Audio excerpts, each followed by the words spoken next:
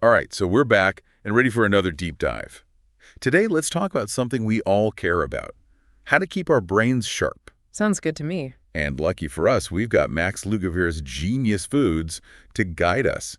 Think of it as our roadmap to understanding how food choices can seriously impact our brain power, memory, and even help us avoid those senior moments later in life. That's right. You know what I find really fascinating is that Lugavere kicks things off by reminding us just how amazing our brains are. Yeah, I love that part too. It's like we take our brains for granted. Totally. Did you know our brains can actually store the equivalent of, get this, 8,000 iPhones worth of information? Seriously, 8,000. Okay, Yeah. that's just mind-blowing. But there's a catch, right? There is. Lugavere points out that a lot of what we consider, normal in our modern lives is actually working against our brains. Oh, I bet I can guess a few. Processed foods, too much screen time, not enough sleep. You got it. He calls them brain drain culprits.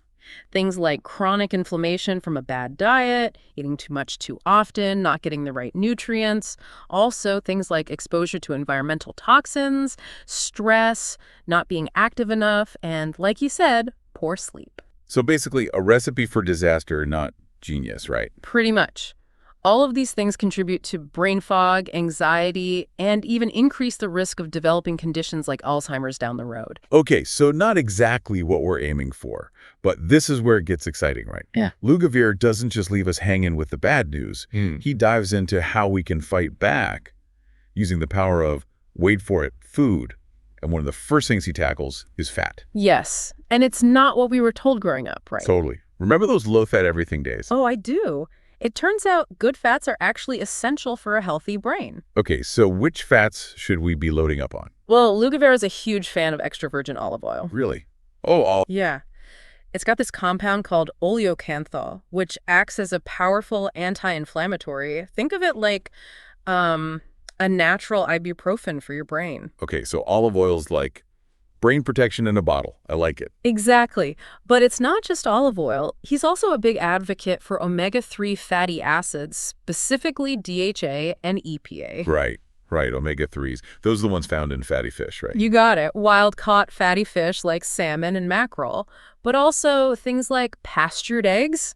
And there's some solid research to support this. Oh, yeah. Like what? Well, there was this study at Ohio State University that showed students who took fish oil supplements actually had a significant reduction in both inflammation and anxiety. Wow, okay. Fish oil. Got it. So good fats are in, but I'm guessing there's a bad guy in the fat world too, right? Oh, absolutely. Trans fats. Yeah, trans fats. Those are bad news. The worst. They're lurking in processed foods, baked goods, all that tempting stuff. And they mess with our brains how? Think of trans fats as like stiffening up your brain's wiring. They make it harder for your brain cells to communicate effectively. So basically, trans fats shrink our brains. That's a good way to put it. It's a scary thought and a really good reason to ditch the processed junk. For sure. Okay, so we've tackled fat. Now let's talk about another big one. Sugar. I have a feeling this isn't going to be a sweet conversation. Not really, no. Lugavere explains that sugar does more than just lead to empty calories and weight gain. It actually damages your cells through this process called glycation. Glycation. That sounds intense. It is. It's basically sugar molecules attaching to proteins and fats in your body, creating these harmful compounds called AGEs, advanced glycation end products. The AGs. Like, as in, they age us. Precisely. They're like little wrecking balls causing inflammation and speeding up aging throughout your body, including, you guessed it, your brain. Okay, so sugar is literally aging us from the inside out. That's the gist of it. And get this, studies have found that the brains of people with Alzheimer's have up to 3 times the amount of AGs compared to healthy brains. So there's a strong connection between eating a lot of sugar and an increased risk of developing Alzheimer's. Wow, that's scary. It is. And it's not just those obvious sugary culprits like candy and soda we have to watch out for. Oh, I bet. It's hidden in a lot of foods. Exactly. AGs are also found in foods that are cooked at high temperatures, things like grilled and seared meats, processed meats. Even some fruits, those really sugary ones like mangoes and dates, can contribute to AG buildup. So it's all about moderation, right? Like if I'm having some grilled chicken, maybe I load up on veggies to help balance things out. Now you're thinking. Speaking of balance, let's talk about a food group that many people consider healthy, but maybe isn't as brain-friendly as we think.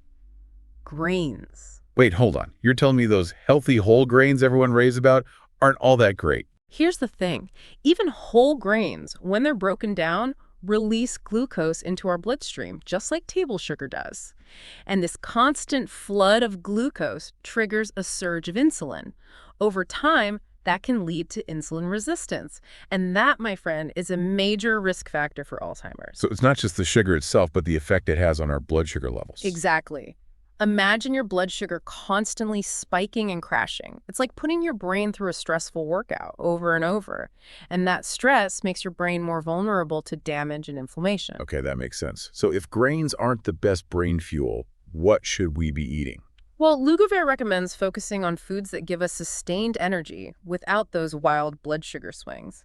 Things like avocados, asparagus, bell peppers. So lots of veggies. Exactly. They're packed with nutrients and fiber, which helps slow down sugar absorption. Got it.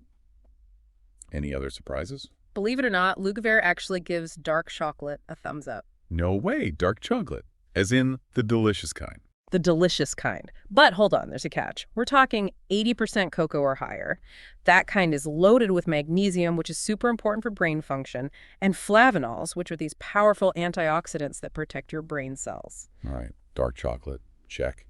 Okay, so much good information already. But there's one more food myth Lugavere tackles that I'm really curious about. Cholesterol. He seems to be going against the grain on this one, right? He is, and it gets really interesting here. He points out that what we thought we knew about cholesterol might be totally wrong. So all those years of egg white omelets were for nothing. Maybe not entirely, but Lugavere argues that we need to shift our thinking. Instead of fearing cholesterol, we need to understand it better. Okay, so explain it to me like I'm 5. Cholesterol is actually a super important building block for our brain cells. Really? Yeah, in fact, 25% of our body's cholesterol is found in our brains. It's essential for forming those connections between neurons, which is like crucial for learning, memory, and all those good things. So cholesterol is kind of like the glue that holds our brains together. Yeah, that's a good way to think about it. But I know what you're thinking. What about all those warnings about heart health and cholesterol? Yeah, exactly. Well, Lugavere brings up the work of Dr. Ronald Krauss, who's a leading lipid researcher. He found no significant link between saturated fat and heart disease. And even more interesting, Dr. Young Shin, a neurology researcher, has actually cautioned that cholesterol-lowering meds might mess with neurotransmitter release. Wait, so those medications could actually be harming our brains? Potentially. It's definitely something to be aware of, and there's even research to back this up. The Framingham Heart Study, which has been tracking cardiovascular health for decades, found that people with higher cholesterol actually did better on cognitive tests. Wow, okay. That changes things. So maybe those egg yolks aren't so bad after all. Exactly. It's all about balance and understanding the nuances. Lugavere's approach is all about getting the science right and figuring out what our brains truly need to thrive. It really is a genius approach, isn't it? It is. And speaking of thriving, we have to talk about another fascinating concept Lugavere explores: the power of fasting. Fasting. Okay, now you've got my attention. Tell me more. It's not about starving yourself, don't worry. It's more about tapping into our body's natural rhythms and giving our brains a chance to recharge. Okay, I'm intrigued, but how does fasting actually benefit our brains? Well, think about it. We live in a world where we're constantly eating. Our ancestors, they didn't have that luxury. They went through cycles of feasting and fasting, which actually made their bodies more metabolically flexible. Metabolically flexible? What does that even mean? It basically means being able to switch easily between using glucose and fat for energy. And when we fast, our bodies shift from burning glucose to burning fat. And this produces ketones. Ketones, are those good or bad? Good. They're like a super efficient fuel for our brains. Okay, so fasting is like a brain power-up. That's a good way to put it. And there are different ways to do it. But one popular method is intermittent fasting, specifically the 16.8 protocol. You fast for 16 hours, and then you eat all your meals within an 8-hour window. 16 hours. That sounds tough. It's not as bad as it sounds, I promise. You're sleeping for most of that time anyway. A simple way to start is by skipping breakfast. Skipping breakfast, huh? I can definitely get behind that. So what happens to our brains when we fast like that? Well, studies have shown that intermittent fasting can actually lead to improvements in cognitive function, memory, and it can even protect against age-related decline. There was this study at Louisiana State University that found time-restricted feeding led to better fat burning and metabolic flexibility in the participants. Okay, so fasting is good for our waistlines and our brains. That's a win-win. It really is. And this actually ties into the ketogenic diet, too. The keto diet, you mean the high-fat, low-carb one? That's the one. The keto diet basically pushes your body into a state of ketosis where it's burning fat for fuel, just like during fasting. And there's some evidence that the keto diet can be beneficial for certain brain conditions, things like epilepsy, migraines, and even some forms of depression. Interesting. So it's all about finding what works best for each individual. Exactly. We're all different. But you mentioned ketones being a premium fuel for the brain. Did you know there are actually specific foods that can help produce ketones, even if you're not fasting? Oh, really? Like what? Well, foods that are rich in MCTs, medium-chain triglycerides, are known to boost ketone production. Things like coconut oil, palm oil, and goat's milk. And bonus, grass-fed beef is a great source of nutrients that support brain health. Iron, zinc, omega-3s, B vitamins, it's got it all. So we got good fats, lean protein, and now we're adding in things like coconut oil and grass-fed beef. This is a lot to take in, but it's amazing how much power we have over our brain health through food choices. It really is. And there's one more piece of the Genius Foods puzzle we need to talk about: fiber. Fiber. Okay, I'm listening. Lugavere really emphasizes the gut-brain connection, which I know might sound a little strange at first. Yeah, gut and brain. How are those two connected? Well, remember, all those trillions of bacteria living in our gut, our microbiome, they actually play a huge role in our overall health, especially brain health. Wait, so those tiny little bacteria in our gut can actually affect our brains? How does that even work? It's pretty wild. Our modern diets are unfortunately often lacking in fiber, and fiber is what those good gut bacteria need to thrive. This lack of fiber throws our gut microbiome out of whack, which then sends signals to the brain that can affect our mood, our cognitive function, and even contribute to inflammation. So what we're eating is literally affecting how we think and feel Yeah. because of what's happening in our gut. Exactly. It's like a domino effect. Okay, so this gut-brain connection is clearly important. How do we make sure we're getting enough fiber to keep those good gut bacteria happy? Lugavere is all about prebiotic fiber. You can find that in foods like berries, leeks, asparagus, and of course those leafy greens we're always talking about. Leafy greens, check. So prebiotic fiber, is that like fertilizer for those good gut bacteria? That's a great way to put it. It helps them flourish and produce those beneficial compounds that keep our brains healthy. Like what? What kind of compounds? One of the most important ones is called butyrate. It's a short-chain fatty acid that has amazing anti-inflammatory effects and really protects the brain. Okay, so we feed the good bacteria, they make butyrate, and our brains benefit. It's like a team effort. Exactly. And there's research to back this up. One study, which followed people for 10 years, found that those who ate more fiber were a whopping 80% more likely to be free of chronic diseases, including cognitive decline. Wow, 80%. Okay, I'm sold. Pass the veggies. And it's not just about preventing disease, right? It's about feeling our best mentally, too. You got it. There's a study done at Deakin University that actually showed a Mediterranean diet, which is packed with fiber, helped improve symptoms of depression in the participants. So taking care of our gut is truly taking care of our minds. It's all connected. It really is.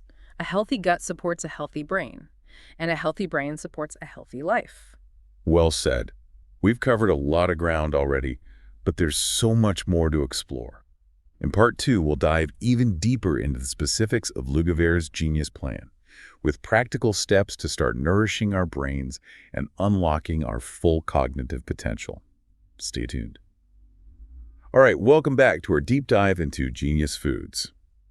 You know, one thing that really struck me about this book is how personal Lugavere makes it. It's not just like dry science, you know. Yeah. He shares his own experiences, talks about his mom's struggles with cognitive decline. It makes it all so much more relatable and honestly kind of inspiring. Yeah, I agree. It definitely feels like he's right there with us, on this journey to find answers and figure out how we can really take control of our brain health. Totally. And speaking of taking control, let's get into the specifics of his genius plan, those practical steps we can actually take to nourish our brains and unlock our full potential, right? Sounds good to me. Let's do it. Okay, so where do we even begin? I'm ready to put this genius into action. Well, first things first, Lugavere encourages us to eliminate those brain drain foods, the ones that are basically sabotaging all our efforts. Okay, so Like, what kinds of foods are we talking about? Think refined carbs, those quick fix energy sources that send our blood sugar levels on a roller coaster. White bread, pasta, sugary cereals, all that stuff. Oh, yeah. Yeah, Makes sense. Those are the things that leave us feeling like sluggish and craving more sugar. exactly. And that constant up and down messes with our energy levels and leads to inflammation. So, step one, ditch the junk. Got it. Exactly. And we replace it with, you guessed it, those whole nutrient-dense foods we keep talking about. Okay, so that starts with like prioritizing healthy fats. Absolutely. Extra virgin olive oil, avocados, nuts, seeds, those are the building blocks of the Genius Plan. Those are some of my favorites. Mine too. And remember, those fats are essential for, building healthy cell membranes, fighting inflammation, and just keeping our brains functioning at their best. Right, right.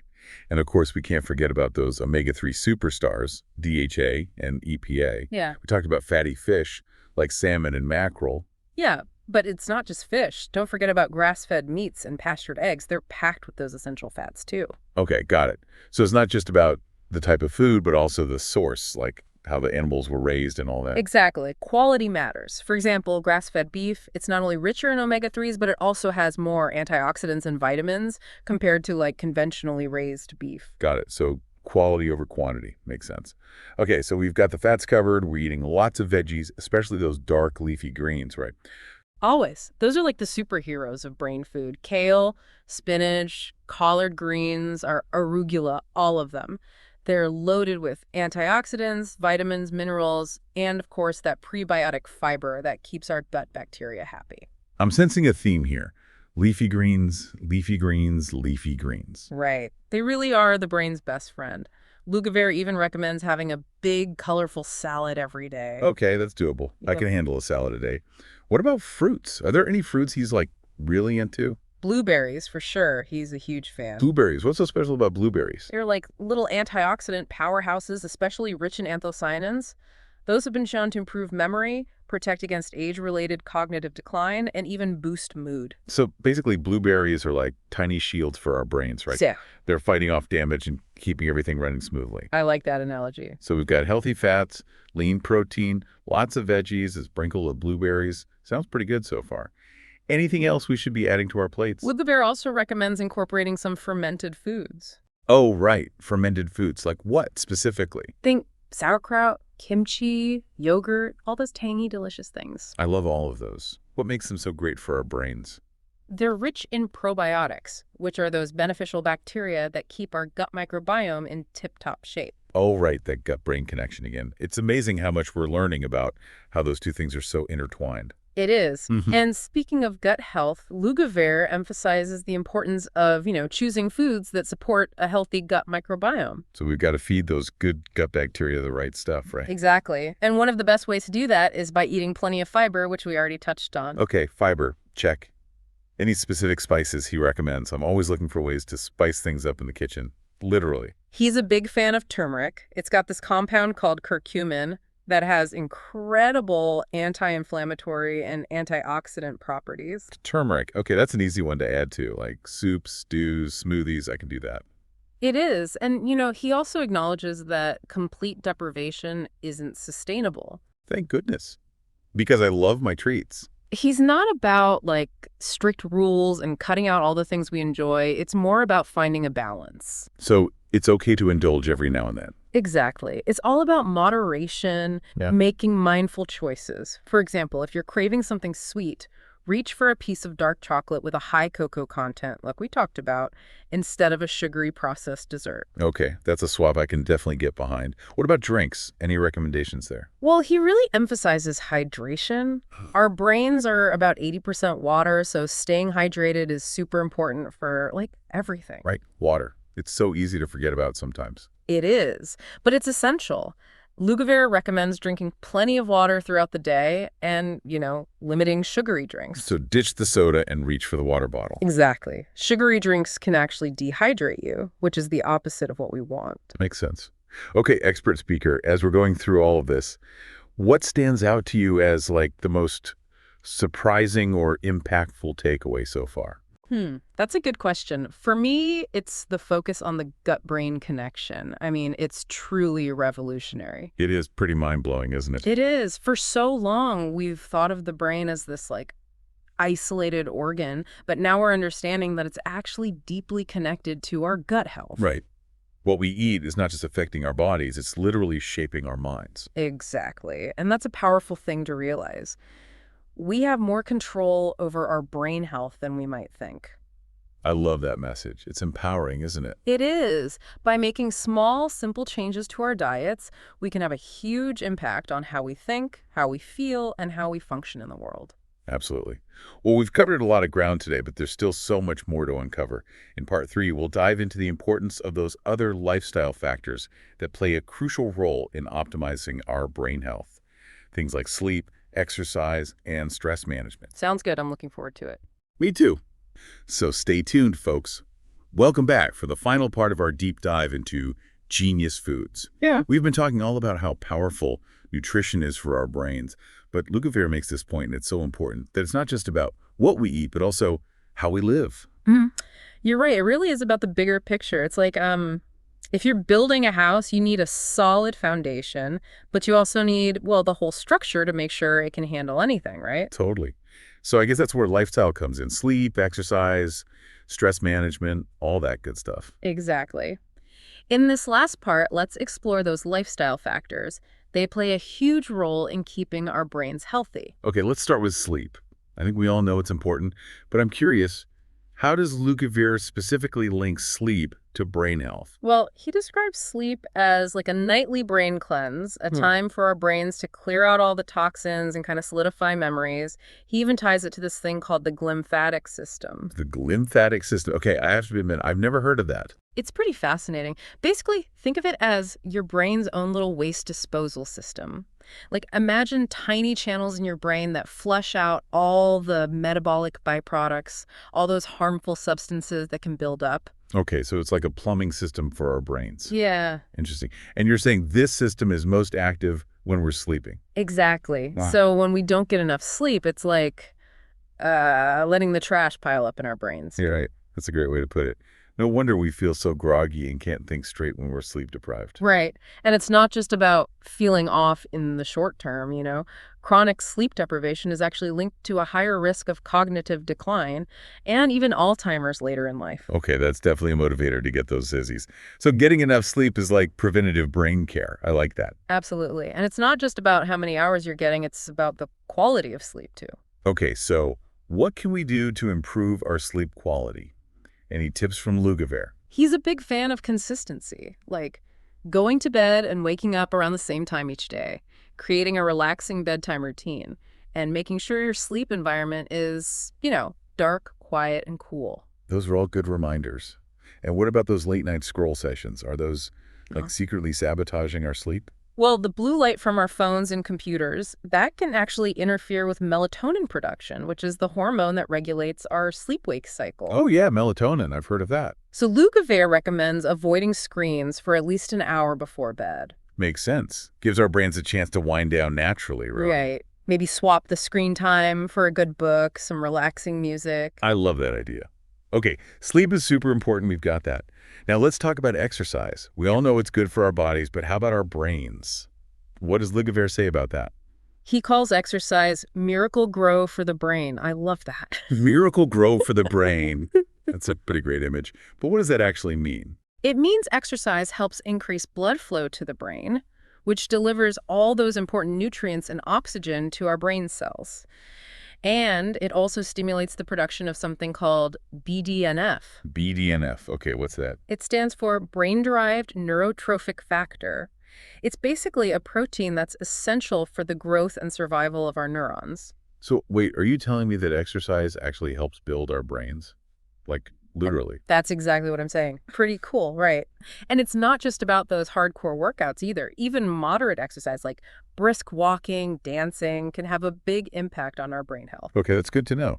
It's all about finding something we enjoy and doing it consistently, right? Exactly. Every little bit counts. Even Yeah. taking the stairs instead of the elevator or walking to work, little changes can add up. And what about brain games? Those are all the rage these days. Does Lugavere have anything to say about those? He does. He's all about keeping our minds challenged. He just things like learning a new language, picking up a musical instrument, even just playing strategic games like chess or Sudoku. So it's not just physical exercise, it's mental exercise too. Exactly. Keeps our minds sharp, you know? Promotes neuroplasticity, which is our brain's ability to adapt and change. Gotcha. And I think the last big lifestyle piece we need to touch on is stress.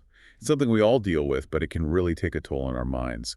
How does Lugavere address stress and brain health? Well, he explains how stress triggers the release of cortisol, which is a hormone that, in small doses, can actually be helpful. It gives us focus and energy. But when we're constantly stressed, those cortisol levels stay high, and that leads to inflammation, problems with memory, and even, well, the death of brain cells. Oh, wow, that's serious. So managing stress is not just about feeling better emotionally, it's about actually protecting our brains. Exactly. It's about building resilience, giving our brains the tools to handle all those curveballs life throws at us. Okay, so how do we actually manage stress effectively? Any tips from Lugavere? He's a big believer in mindfulness practices. Things like meditation, yoga, deep breathing exercises, all of those can help calm our nervous system, bring us back to the present moment, and, just reduce that overall anxiety. Those are great ideas. And I bet spending time in nature can be really helpful too, right? Totally. He also talks about the importance of social connection, spending time with people we love, having that support network. So true. Having people to lean on makes all the difference. So, expert speaker, as we wrap up this incredible deep dive into genius foods, what's the biggest takeaway you hope people leave with? For me, it's just realizing that we really do have more control over our brain health than we think. I love that. It's empowering, And right? it is. By making smart choices about what we eat, prioritizing things like sleep and exercise, and managing our stress, we can actually create an environment where our brains can flourish. And it's not about being perfect, right? hmm It's about making gradual, sustainable changes. Exactly. Lugavere has given us such a valuable tool, a way to understand how our everyday choices impact our brain health. Now it's up to us to put that knowledge into action. And remember, it's never too late to start. Even small changes can make a big difference over time. Absolutely. As Lugavere says, taking care of your brain is the ultimate act of self-care. It really is. It's about honoring this amazing organ that allows us to, well, experience everything. So as you go about your day-to-day, ask yourself, what's one choice I can make to nourish my brain? Maybe it's swapping that sugary coffee for a brain-boosting smoothie, going for a walk, taking a few minutes to just breathe deeply. Every step you take towards prioritizing your brain health is a step towards a brighter future. Thanks for joining us for this incredible deep dive into genius foods. We'll see you next time.